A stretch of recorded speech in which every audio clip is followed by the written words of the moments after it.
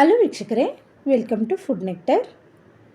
ಮೊಟ್ಟೆಯನ್ನು ಬಳಸ್ಕೊಂಡು ಇವತ್ತು ನಾವು ಸ್ಪೈಸಿಯಾಗಿರ್ತಕ್ಕಂಥ ಮೊಟ್ಟೆ ಗೊಜ್ಜನ್ನು 10 ನಿಮಿಷದಲ್ಲಿ ರೆಡಿ ಮಾಡ್ಕೋಬಹುದು. ಇದನ್ನು ಯಾವ ರೀತಿ ಮಾಡೋದು ಅಂತ ನೋಡ್ಕೊಬರೋಣ ಬನ್ನಿ.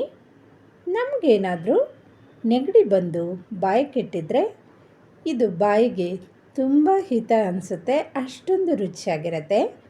ನಾನಿಲ್ಲಿ ಒಂದು 6 ಮೊಟ್ಟೆಗಳನ್ನು ತಗೊತಾ ಇದ್ದೀನಿ.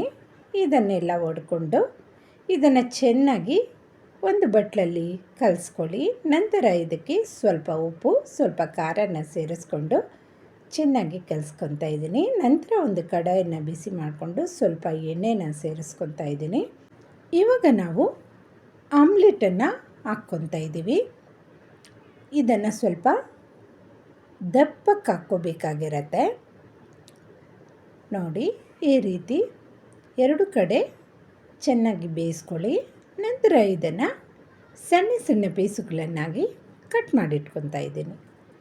ಇಲ್ಲಿ ನಾನು ಒರಳಿಗೆ 1 ಬೆಳ್ಳುಳ್ಳಿಯನ್ನು ಸಿಪ್ಪೆ ತೆಗೆದು ಚೆನ್ನಾಗಿ ಇದನ್ನು ಕುಟ್ಕೋಬೇಕಾಗಿರತ್ತೆ. ನಂತರ ಸ್ವಲ್ಪ ಉಪ್ಪು, ಸ್ವಲ್ಪ ಖಾರ, ಹಾಗೆ ಸ್ವಲ್ಪ ಈರುಳ್ಳಿಯನ್ನು ಸೇರಿಸ್ಕೊಂಡು ಜಜ್ಕೊಳ್ಳಿ ಚೆನ್ನಾಗಿ. ನಂತರ ಒಂದು ಕಡಾಯನ್ನು ಬಿಸಿ ಮಾಡಿಕೊಂಡು ಒಂದು 4 ರಿಂದ 5 ಸ್ಪೂನಷ್ಟು ಎಣ್ಣೆನ ಸೇರಿಸ್ಕೊಂಡು ಸಾಸಿವೆನ ಸೇರಿಸ್ಕೊಳ್ಳಿ. ಸಾಸಿವೆ ಚಿಟಪಟ ಆದ ನಂತರ ಇದಕ್ಕೆ ಜಜ್ಜಿಟ್ಕೊಂಡಿರ್ತಕ್ಕಂಥ ಬೆಳ್ಳುಳ್ಳಿನ ಸೇರಿಸ್ಕೊಂಡು ನಂತರ ಒಂದು ಅರ್ಧ ಸ್ಪೂನಷ್ಟು ಅರಿಶಿಣನ ಸೇರಿಸ್ಕೊಳ್ಳಿ. 2 ಈರುಳ್ಳಿನ ಸಣ್ಣಗೆ ಕಟ್ ಮಾಡಿಕೊಂಡು ಸೇರಿಸ್ಕೊತಾ ಇದ್ದೀನಿ.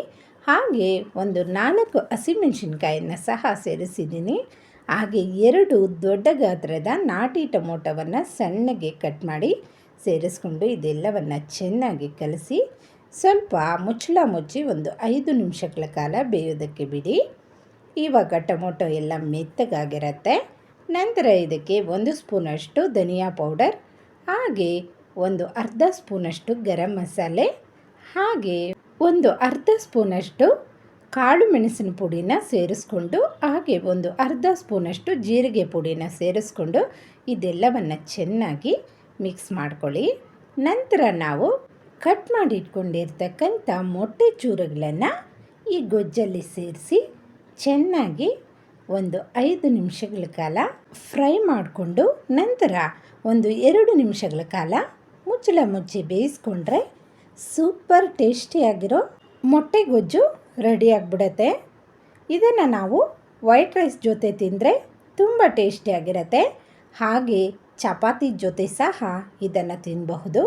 ವೀಕ್ಷಕರೇ, ನನ್ನ ಚಾನಲ್ ನಿಮ್ಗೆ ಇಷ್ಟ ಆಗಿದ್ದರೆ ಪ್ಲೀಸ್ ಸಬ್ಸ್ಕ್ರೈಬ್ ಮಾಡ್ಕೊಂಡು ನೋಡಿ. Thank you.